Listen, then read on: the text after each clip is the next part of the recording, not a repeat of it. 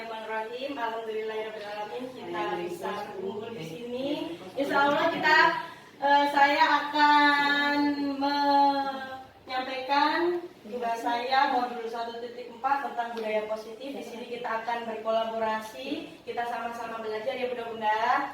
Sebelum kita mulai, kita tepuk semangat dulu. Tepuk semangat.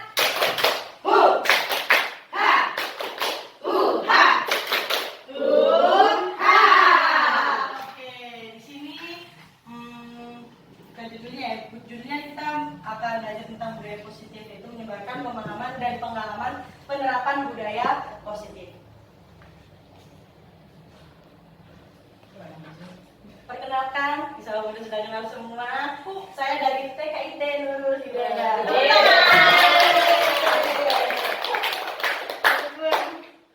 Penunjuknya mana penunjuknya? Oke, Kak, di sini saya ada fasilitator saya dari Makassar, yaitu Bapak Muhammad Hasbi Pasaran. Kemudian pengajar praktik saya yaitu Bu Uswatun Hasanah. Nah, kita di sini akan membahas tentang perubahan. Yang pertama, perubahan paradigma belajar, kemudian disiplin positif, kebutuhan dasar manusia, motivasi perilaku manusia, posisi kontrol restitusi, keyakinan kelas, dan segitiga restitusi.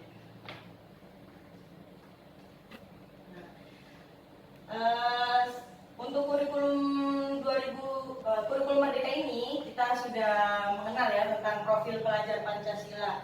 Pembelajaran dengan paradigma baru. Kalau dulu mungkin kita sudah mulai belajar kan untuk memenuhi kebutuhan anak, jadi sesuai dengan kebutuhan anak di setiap pembelajaran. Nah, di sini pembelajaran yang dirancang berdasarkan prinsip pembelajaran yang terdiferensiasi sehingga siswa belajar sesuai dengan kebutuhan dari tahap perkembangannya untuk mewujudkan profil pelajar Pancasila. Yaitu ada apa saja? Ada beriman dan bertakwa kepada Tuhan Yang Maha Esa, mandiri, bernalar kritis, kreatif, bergotong royong, dan berkebinekaan global. Oke, selanjutnya. Nah, kita akan belajar tentang stimulus respon. Lawan teori kontrol, pandangan tentang dunia. Kalau kita akan belajar, kalau dulu memang kita akan menggunakan yang stimulus respon. Jadi kita memberikan stimulus dulu kepada anak, kemudian baru ada respon. Tapi kalau sekarang kita menggunakan anak itu sebutannya teori kontrol tentang dunia. Kalau dulu realitas kebutuhan kita bersama. Kita beranggapan bahwa kebutuhan kita sama gitu. Jadi kita mengiranya itu semua orang sama, padahal realitas itu kita mempunyai kebutuhan yang berbeda. Kita tidak sama gitu. Semua orang melihat yang sama, setiap orang memiliki gambaran yang berbeda. Jadi kita tidak bisa orang lain bahwasannya yang itu yang benar atau yang dibutuhkan tuh ini. Ternyata masing-masing orang tuh mempunyai kebutuhan yang berbeda dalam menerapkan sesuatu. Kemudian kalau stimulus respon, kita mencoba mengubah orang agar berpandangan sama dengan kita. Tapi kalau sekarang kita berusaha memahami pandangan orang lain tentang dunia. Kalau kita dulu pemikiran kita pengennya tuh orang lain supaya berpendapat sama dengan kita. Ingin mereka itu sama berpandangan apapun itu sama dengan kita. Tapi tidak, ternyata kita berusaha untuk memahami pandangan orang lain juga tentang dunia. Jadi menghargai pendapat orang lain. Kalau dulu perilaku buruk dilihat sebagai suatu kesalahan. Nah, tapi sekarang semua perilaku memiliki tujuan. Terkadang kita anggap perilaku orang lain itu buruk. Ternyata mereka tuh punya tujuan juga. Ternyata di sebalik itu kita menganggapnya itu buruk, itu jelek. Nah, sekarang tidak. Ternyata apapun yang kita lakukan, apapun yang mereka lakukan, ya mereka mempunyai tujuan seperti itu. Orang lain bisa mengontrol saya. Nah, kalau sekarang hanya Anda yang bisa mengontrol diri Anda. Kalau itu terpengaruh oleh orang lain, seperti peraturan, adanya itu Jadi kita terpengaruh dari faktor eksternal, bukan dari dalam diri kita. Yang seharusnya kita kan mempunyai keyakinan diri kita bahwasanya oh itu benar, ini yang harus saya lakukan, kenapa harus saya melakukan ini, seperti itu.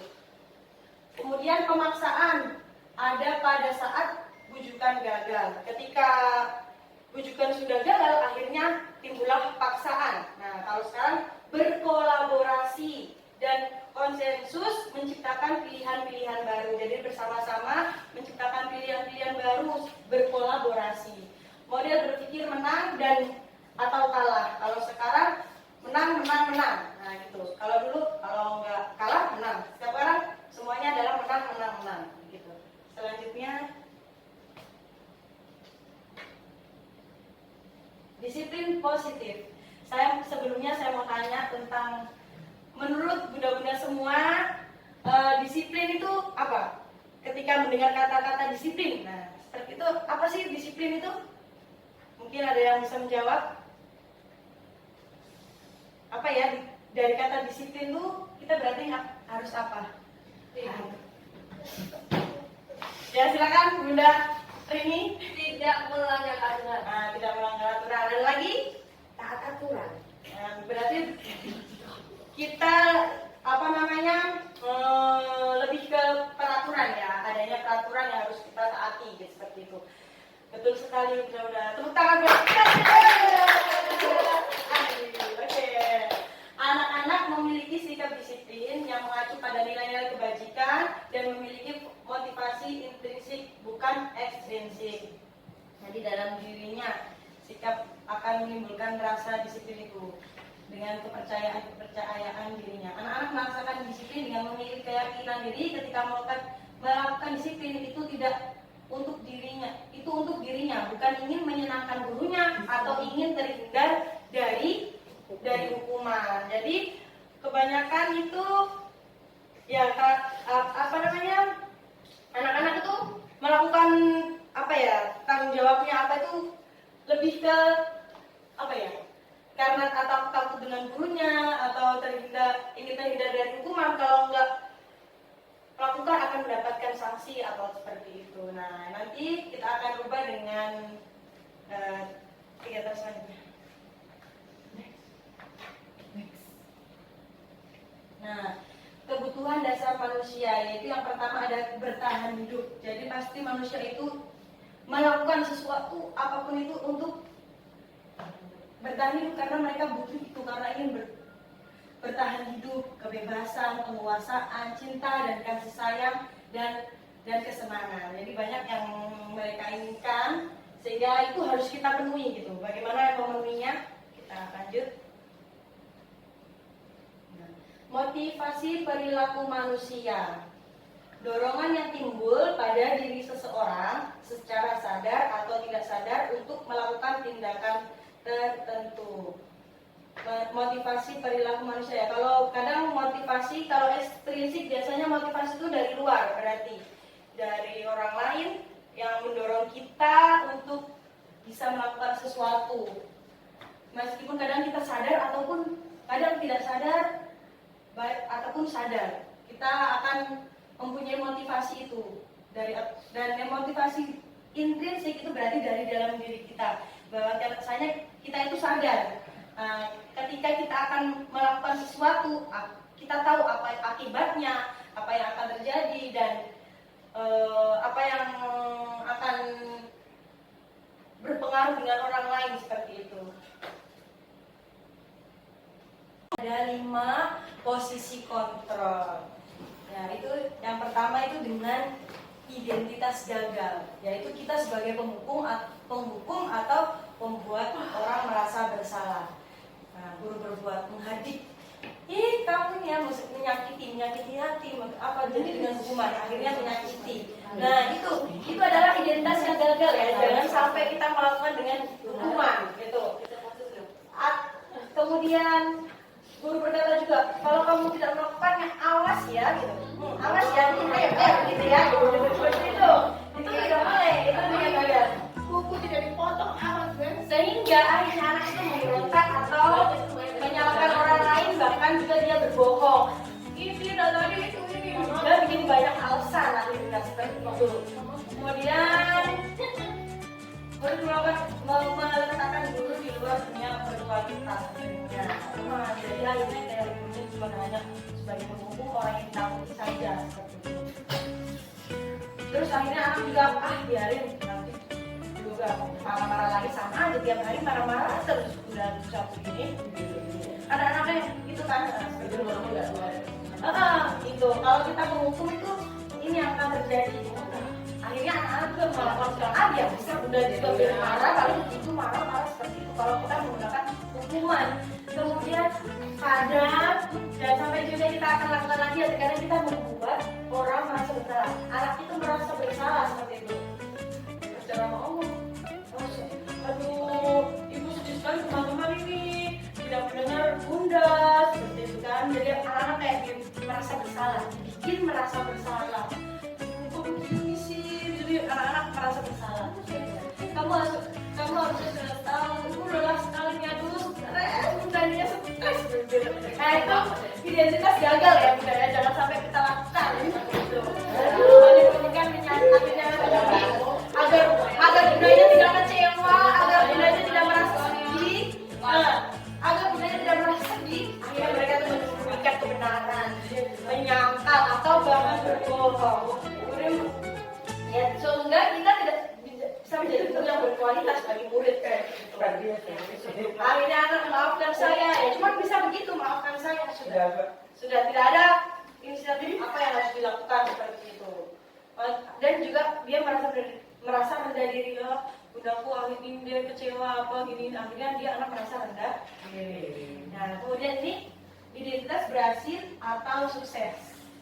Nah, kita sebagai teman membuat alasan-alasan untuk sebagai teman itu membuat alasan di kayak menganggap murid kita itu teman nanti kita ini kalau ini kita mau bisa istilah lebih cepat kalau teman-teman menulisnya lebih cepat seperti itu kita iya kan ya kita seperti ayolah lakukan demi ibu masa kamu nggak mau sih ayo ya kan bantu bunda cepat ya gitu seperti itu jadi melakukan anak itu sebagai teman seperti itu akhirnya murid melakukan guru sebagai orang yang sangat penting karena merasa oh ya jadi nggak menakut-nakuti sehingga anak takut tapi bunda ayah ya oke bantu bunda ya cepet ya oke mbak gitu. Seperti itu bunda ya biar kita bisa istirahat cepat nih ayo saya pikir bapak ternyata tidak begitu saya pikir bapak ibu teman saya ternyata saya pikir bapak ibu itu temannya jadi merasa oh guruku adalah yang juga temanku jadi saling terbuka saling ini gitu tapi ini dampaknya lemah tidak mandiri jadi tergantung jadi gurunya kalau begitu baru gurunya menjadikan dia teman akhirnya dia baru mau melakukannya seperti itu kalau jadi teman jadi meskipun berhasil ini ada yang lebih bagus lagi gitu mudah-mudahan apa sih yang harus kita lakukan gitu nanti kita belajar ya kemudian sebagai pemantau menghitung mengukur sampai sini habis itu apa dipantau terus itu ya habis itu bikin apa kamu tuh habis itu setelah itu apa gitu jadi kerjanya itu dipantau anak-anak kegiatannya itu dipantau oh iya bagus selanjutnya apa ya oh kira-kira ini habis ini ngapain oh ini ada sampah ya ayo diapain dipantau diapain oh dibuang oke silakan dibuang seperti itu kita memantau bagus diapain ya kita tanya oke habis kok kotor ya kita ngapain diapain dibuang ya oh ya silakan dibuang dipantau terus anak-anak gitu jadi menyesuaikan diri bila diawas oh bunda aku dilihat saya bunda ini jadi harus kalau nggak dilihat nanti kalau nggak dilihat sudah jadi kita sebagai pemantau gitu bagus kalau memantau juga murid meletakkan guru peraturan di hukum dan hukum di dunia berkualitas bagus dari pemantau beberapa banyak bintang yang saya harus peroleh berapa halaman yang harus saya tulis seperti itu jadi mereka benar saya harus dengan berapa ini ya kayak gitu karena dipantau sama guru saya ini kalau saya main-main nanti saya tidak dapat bintang seperti itu menitik beratkan pada sanksi atau hadiah untuk dirinya. Nah sekarang ada identitas berhasil menggunakan kontrol diri atau keyakinannya sendiri sehingga anak bisa menghargai dirinya sendiri, yaitu ketika kita menempatkan kita menjadi posisi manajer. Ketika anak berbuat salah atau kita ingin memerintahkan sesuatu itu dengan mengajukan pertanyaan-pertanyaan seperti itu. Oh, iya bagus ya, ini habis ini kira-kira mau apa ya? Jadi responnya itu dengan pertanyaan-pertanyaan saja. Apa yang kita yakini ketika kamu ketika kita duduk rapi, ketika anak yang tidak duduk rapi sama yang duduk rapi kan tentunya tahu apa. Oh, saya harus duduk rapi ya. Kenapa ya kok kita harus mendengarkan bunda? Kenapa? Oh, biar saya mengerti, pintar, belajar. Biar mereka berpikir, oh iya ya, kalau kita tidak mendengarkan bunda, kira-kira kita tahu nggak apa yang disampaikan seperti itu. Menguatkan pribadi, murid meletakkan dirinya sebagai individu yang positif dalam dunia yang berkualitas. Akhirnya anak itu tahu tujuannya melakukan sesuatu yang baik untuk dirinya, sehingga efeknya itu akan panjang. Setiap melakukan sesuatu dia akan tahu keyakinan dirinya bahwasanya apa yang saya lakukan itu baik gitu. Bagaimana caranya bisa memperbaiki keadaan anak tahu berpikir untuk saya agar memperbaiki keadaan saya harus seperti ini. Ketika berbuat salah ya harus mereka berpikir caranya bagaimana menyelesaikan masalah saya gitu. Apa yang saya lakukan bisa berbaikan dengan teman seperti itu. Ketika ada kejadian-kejadian akhirnya dampaknya kepada murid, dia bisa mengevaluasi diri dengan kita guru sebagai manajer menanyakan, mengevaluasi, ayo tadi teman-teman ini ya sudah belajar, kira-kira teman-teman tadi mendengarkan bunda hebat atau main-main atau apa seperti itu. Nah, kira-kira yang baik yang mana ya, yang mendengarkan atau yang lari-lari atau yang main-main sama teman, ya. Yang duduk rapi, yang mendengarkan bunda seperti itu. Nah, bagaimana cara ketika berbuat salah? Oh, tadi ada yang main-main ya ketika belajar ya. Gimana coba besok mau main-main lagi atau mau duduk yang rapi gitu seperti itu. Oke, itu adalah 5 posisi kontrol. Kira-kira posisi manakah yang paling baik dan harusnya kita bisa menempatkan diri kita pada posisi itu? Manajer. Oke, kita semua semangat menjadi manajer kita. Gagal. Nah, di sini disebut disiplin dengan identitas gagal itu dengan cara hukuman. Berarti kalau kita memberikan hukuman, disiplin tapi dengan adanya hukuman itu termasuk identitas yang gagal. Nah, kenapa begitu? Karena di situ satu akan menyakitkan bagi anak. Pasti kalau dihukum atau sakit hatinya atau entah sakit kalau dihukum apa secara fisik akan sakit gitu. Atau menyakiti hatinya, tidak nyaman, anak akan merasa tidak nyaman. Jadi kita benar-benar hilangkan dengan hukuman, menerapkan disiplin positif ini dengan tanpa hukuman. Kemudian ada unsur memaksa ya, akhirnya anak terpaksa gitu, karena takut dihukum. Akhirnya anak juga berbohong, tidak bisa jujur. Tadi kenapa kok ini ditanya gurunya, kamu ini ya tadi misalkan pukul temannya atau kamu tadi tidak mengembalikan ini ya, akhirnya dia takut, biasanya tidak jujur, jujur kemudian karena takut dihukum atau biasanya ada hukuman, kalau terlambat ada hukumannya, nah itu anak akan tidak jujur, membuat alasan-alasan sehingga itu kemudian anak menjadi rendah diri kadang karena sudah dihukum atau adanya konsep hukuman, itu anak-anak akan menjadi, apalagi anak TK ya, ketika sudah dihukum itu merasa malu gitu. Akhirnya dia merasa kayak rendah diri dengan teman-temannya, oh saya malu habis dihukum kayak gitu. Pasti itu terlihat sekali dari raut wajahnya anak-anak. Kemudian murid juga menjadi takut seperti itu. Kemudian yang tidak boleh juga itu dengan penghargaan. Ternyata yang sering mungkin ya kita lakukan apa itu penghargaan, mungkin bagus, tapi ternyata di situ ada dampak buruknya ketika kita menerapkan disiplin positif dengan penghargaan, menerapkan disiplin dengan penghargaan, itu merusak hubungan. Ketika ada yang tidak dikasih, ada yang dikasih, akhirnya anak-anak timbullah rasa iri apa seperti itu.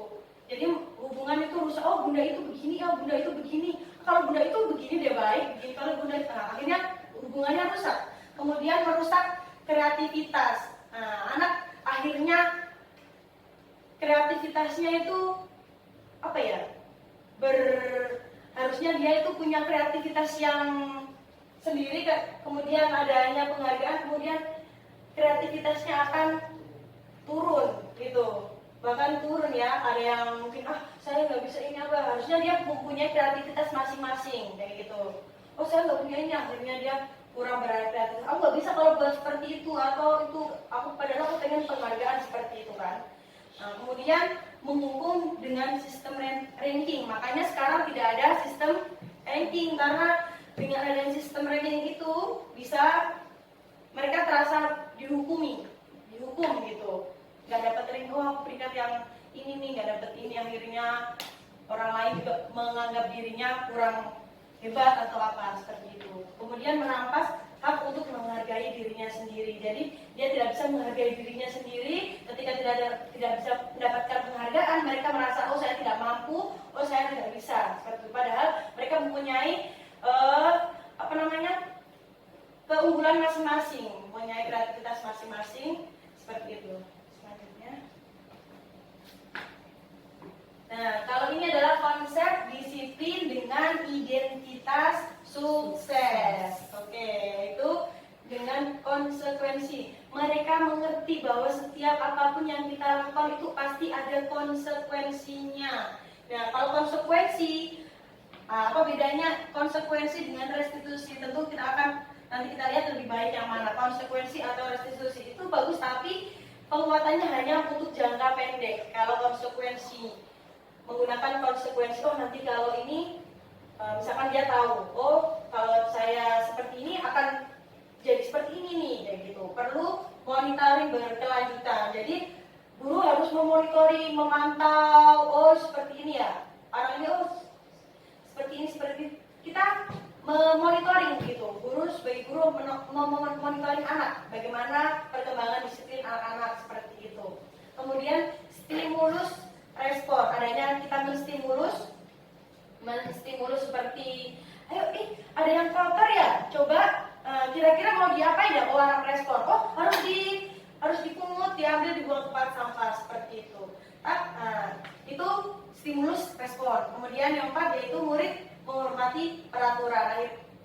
Kemudian anak dapat menghormati peraturan yang sudah dibuat seperti itu, berbuat sama-sama, kehilangan waktu untuk merenungi kesalahan. Kalau konsekuensi ya beda dengan restitusi. Jadi konsekuensi berarti dia nggak bisa berpikir, saya salah ini ya, karena memang sudah ada gitu peraturan yang ada gitu. Jadi dia nggak bisa merenungi dari dirinya sendiri untuk ternyata apa yang saya lakukan itu salah ya gitu. Kemudian kalau restitusi, murid bertanggung jawab atas perilakunya. Jadi apapun dengan menerapkan disiplin positif, anak-anak itu akan bertanggung jawab dengan perilakunya, lebih bertanggung jawab ya, karena kalau anak itu tahu, ketika saya tidak membuang sampah, saya tuh harus membuang sampah, tahu gitu. Kalau tidak membuang sampah, lingkungan akan kotor gitu. Lebih bertanggung jawab, menyimpan bukunya, menyimpan tasnya seperti itu. Kemudian anak fokus pada pemecah masalah jangka panjang. Jadi seterusnya anak-anak akan tahu bahwa apa yang saya lakukan itu, apa yang saya percayai, apa yang saya yakini itu bagus untuk selanjutnya itu. Seterusnya itu akan bagus untuk diri saya sendiri dan untuk mungkin orang lain. Kemudian murid menghargai dirinya dan juga orang lain. Dengan restitusi ini murid bisa menghargai dirinya. Jadi apapun yang dikerjakan dia bisa menghargai dirinya dan bahkan bisa menghargai dari orang lain. Murid bersemangat untuk memperbaiki kesalahan. Sebenarnya apa sih restitusi itu? Nah, kita kan belum mengerti kan? Kita akan belajar di slide selanjutnya. Restitusi. Pendekatan restitusi. Restitusi dilakukan sebagai upaya membantu siswa memperbaiki diri agar dapat kembali ke kelompoknya dengan karakter yang lebih baik dan kuat. Itu menurut dosen tahun 2004. Nah, ciri-ciri restitusi.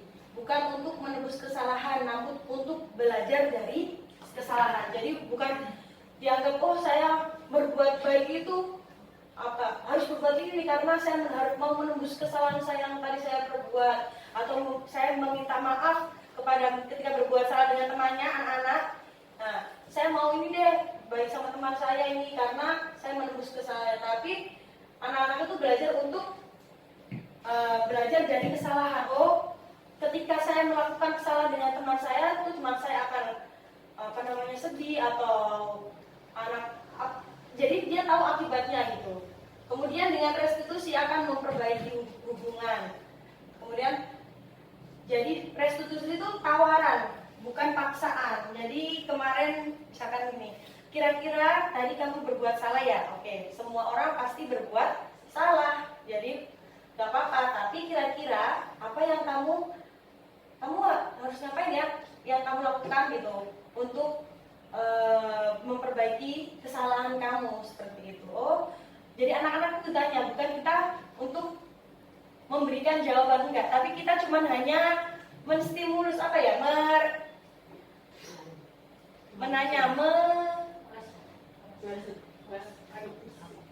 merestitusi atau merangsang atau agar anak-anak itu mempunyai jawaban dari dirinya sendiri, bukan dari kita, seperti itu.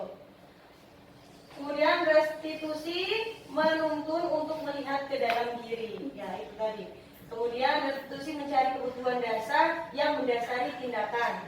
Nomor 6, restitusi diri adalah cara yang paling baik. Ya, kalau tentu restitusi adalah cara yang paling baik dibanding peraturan atau peraturan yang sudah ada, yang sudah ditetapkan. Tapi kita menggali keyakinan diri anak itu sendiri ketika melakukan suatu hal. Nah, restitusi fokus pada karakter, jadi bukan tindakan. Jadi karakter anak itu memiliki karakter yang baik, yang kira-kira anak itu tahu sesuatu yang dilakukan itu akan membuat baik bagi dirinya, baik untuk dirinya. Lalu fokus pada solusi, bukan apa sebelumnya kejadian apa masalahnya, tapi juga fokus bagaimana kamu menyelesaikan masalahmu. Nah, solusi apa yang kamu pilih, seperti itu. Kira-kira yang baik itu bagaimana sih ketika kamu mau menyelesaikan masalahmu, seperti itu. Restitusi mengembalikan murid yang berbuat salah pada kelompoknya. Jadi ketika anak itu berbuat salah, itu pasti akan merasa sendiri. Nah, bagaimana sih cara kita sebagai guru agar anak yang berbuat salah itu, yang merasa sendiri, yang merasa berbeda dengan yang lain karena sudah berbuat salah, bisa kembali kepada kelompoknya, bisa bermain bersama, bisa memperbaiki kesalahannya, seperti itu. Dengan cara restitusi, mengajukan pertanyaan-pertanyaan yang menstimulus bagaimana yang baiknya dia lakukan menurut keyakinan dirinya sendiri, seperti itu.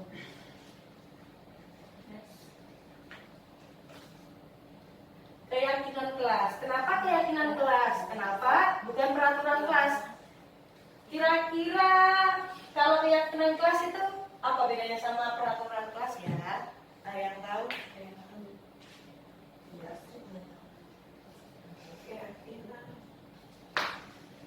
Nah, di sini kita akan belajar tentang keyakinan kelas. Kenapa sih kok bukan peraturan kelas? Sama aja deh kayaknya. Jadi kelas itu punya beda.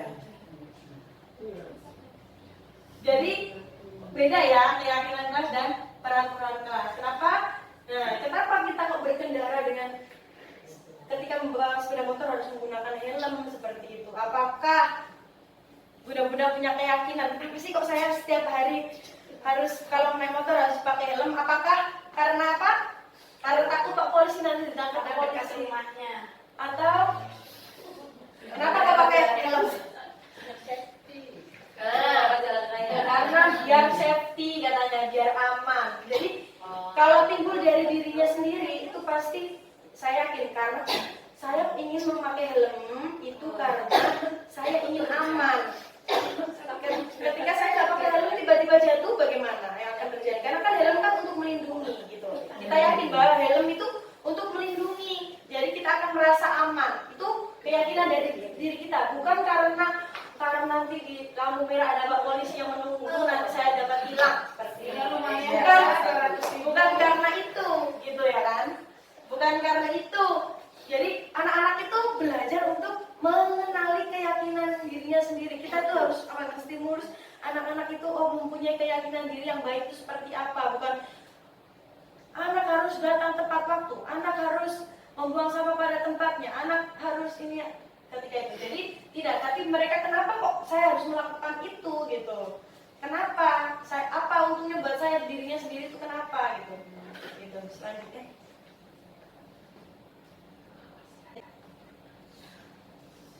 Nah, cara merumuskan keyakinan kelas, jadi kita bisa belajar sama-sama untuk mempraktekkan keyakinan kelas di kelas kita masing-masing, bukan membuat peraturan kelas. Jadi pertama, mungkin kadang saya juga sudah menerapkan ini.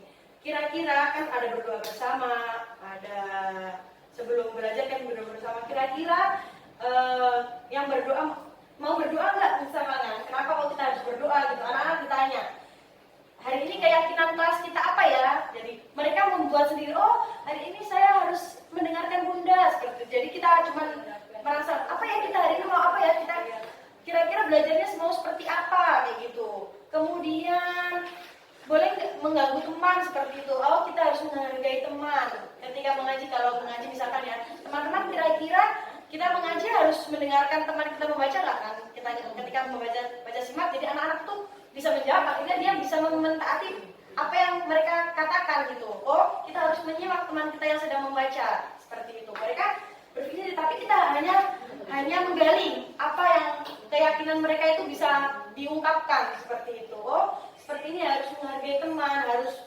menjaga kerapian kelas, harus seperti itu. Tapi dengan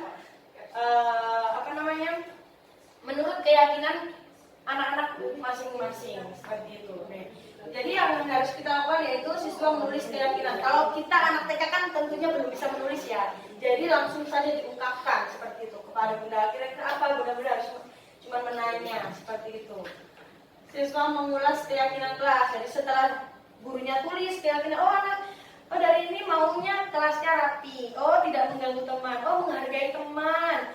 Oh ketika mau ke kamar mandi kita izin dulu sama bunda seperti itu. Jadi mereka menjawab sendiri. Kita hanya menulis-nulis, kemudian kita kira-kira. Nah, ini kemudian gurunya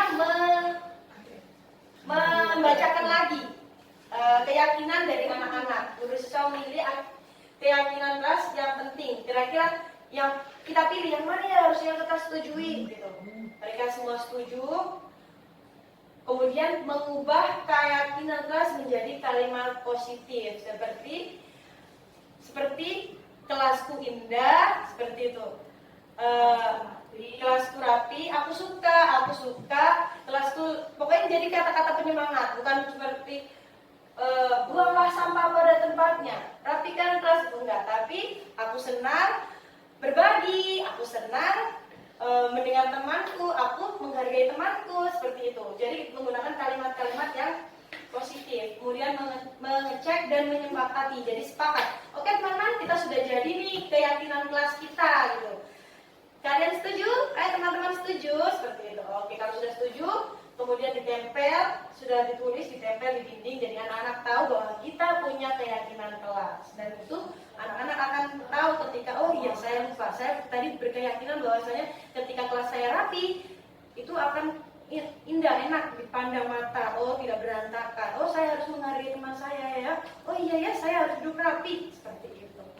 Oke. Nah, di sini ada yang namanya segitiga restitusi. Jadi ketika anak berbuat salah, itu apa sih yang harus kita lakukan? Yaitu yang pertama adalah menstabilkan identitas. Bagaimana caranya? Pertama, kadang ada yang anak terlambat sekolah, datang. Kemudian kita panggil, kemudian kita tanya. Nah, kira-kira kenapa ya kok ditanya? Kenapa kok bisa terlambat sekolah? Datanya terlambat kenapa nak? Kenapa? Oh karena ini punya alasan. Oh karena dari kesiangan, tidurnya bangunnya terlambat seperti itu. Kemudian kita itu menstabilkan. Kadang anak harus berbuat salah pasti takut ya, takut aduh bunda panggil nih, ditanya-tanya nih, takut. Nah kita bagaimana cara menstabilkan identitas itu agar anak itu yakin dengan kita, mereka bisa bicara jujur, mengungkapkan pendapat mereka, mengungkapkan keyakinan dirinya. Kemudian oh terlambat karena itu, kira-kira itu baik nggak ya terlambat? Mereka menjawab, berpikir oh terlambat itu baik nggak ya? Oh nggak baik. Mereka pasti akan menjawab tidak baik. Kira-kira besok apa ya yang harus dilakukan biar teman-teman itu tidak terlambat? Coba bagaimana caranya agar tidak terlambat? Oh tidurnya lebih awal atau apa? Mereka akan menjawab oh mungkin alarm atau apa seperti itu. Kemudian oke, semua orang pasti berbuat salah. Bunda pun juga pernah berbuat salah, pernah terlambat. Tapi kira-kira bagus nggak ya kalau kita ulang-ulang atau kita harus memperbaiki kesalahan itu? Mereka menjawab. Jadi kita hanya menstimulus anak-anak agar menjawab dengan keyakinan kita, menstabilkan agar anak-anak tenang, kemudian agar mereka bisa menjawab. Cara efektif mendapat apa yang kita butuhkan. Jadi terus bagaimana cara kamu memperbaiki kesalahan kamu seperti itu? Mereka punya alasan kenapa melakukan itu, ketika terlambat punya alasan.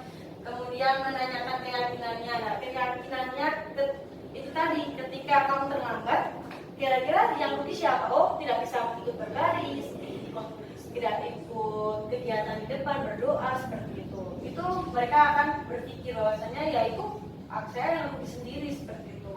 Dan besok saya akan menjadi orang yang lebih baik lagi, datang tidak terlambat. Atau contoh yang lainnya, perbuatan kesalahan yang lain seperti itu. Bukan hanya ketika terlambat sekolah. Jadi kesalahan-kesalahan lain kita pertama langkah kita harus lakukan adalah menstabilkan identitas, memvalidasi tindakan yang salah. Kira-kira apa sih yang salah kesalahanmu? Kira-kira salahmu tadi apa? Kemudian keyakinan kelas kamu apa yang akan kamu perbaiki? Bagaimana cara kamu memperbaiki kesalahan hari ini? Seperti itu.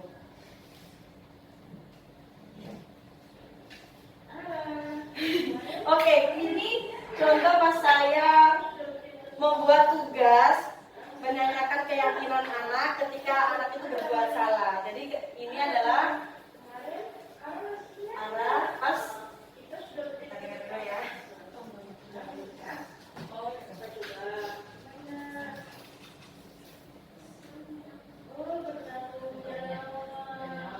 Ini mengingatkan anak-anak bahwasanya kita tuh harus bertanggung jawab pada apapun itu ya, bertanggung jawab dengan kewajibannya.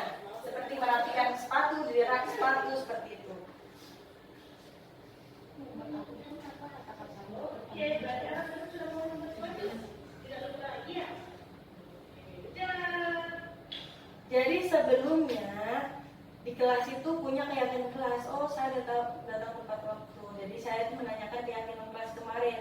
Ternyata dia hari ini berbuat salah. Kemudian saya menanyakan, kemarin kita sudah membuat kesepakatan keyakinan kelas ya? Keyakinan kelas iya. Kenapa tadi salahnya apa? Oh, tidak merapikan sepatunya. Oke, gak apa-apa, semua orang berbuat salah. Kira-kira apa yang harus kamu lakukan untuk memperbaiki kesalahanmu? Seperti itu.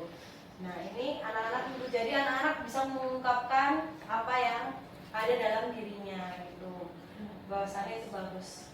Nah, ini juga ketika teman berbuat salah memukul temannya, bagaimana sih kamu memukul?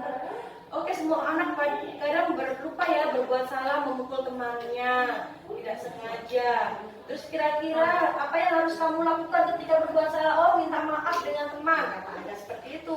Harus minta maaf sama temannya karena tadi berbuat salah, pukul teman seperti itu. Oke. Selanjutnya apa yang kamu lakukan ya? Oh, tidak memukul teman lagi, harus berteman baik dengan teman yang lain seperti itu.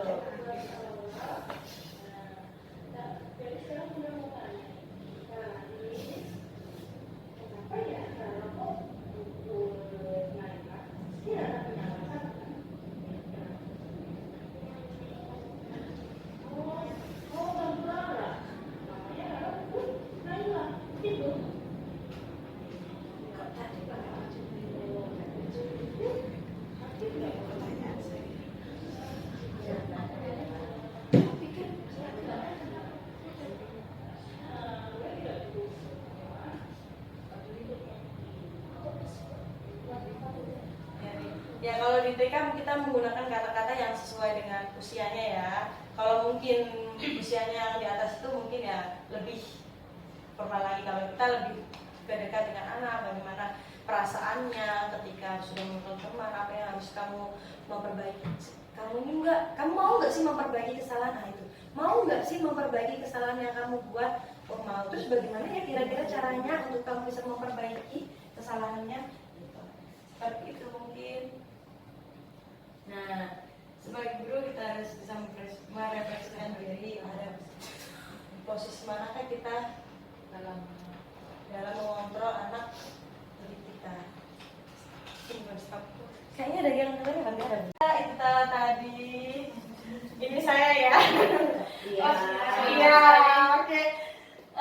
Terima kasih sudah bersama-sama belajar dengan saya. Kira-kira ada pertanyaan yang mau ditanyakan tentang tadi? Silakan.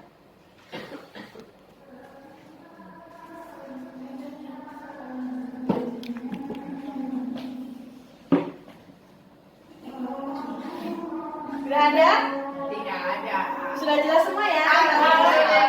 Jadi kita akan menjadi manajer. Jabatan menjadi manajer. Berikutnya mudah-mudahan terima kasih banyak. Semoga kita ke depannya menjadi guru yang lebih baik lagi untuk anak kita. Bisa memenuhi sesuai dengan kebutuhan anak kita. Saya alhamdulillah di sekolah kita sudah berusaha memperbaiki bagaimana caranya kita untuk bisa memerdekakan anak gitu, dengan memenuhi kebutuhan masing-masing anak itu sendiri. Jadi karena anak itu mempunyai kebutuhan masing-masing ya, kadang jadi anak-anak bisa mengungkapkan, memilih apa yang mereka butuhkan dan kita sebagai guru bisa memfasilitasi itu. Oke, sekarang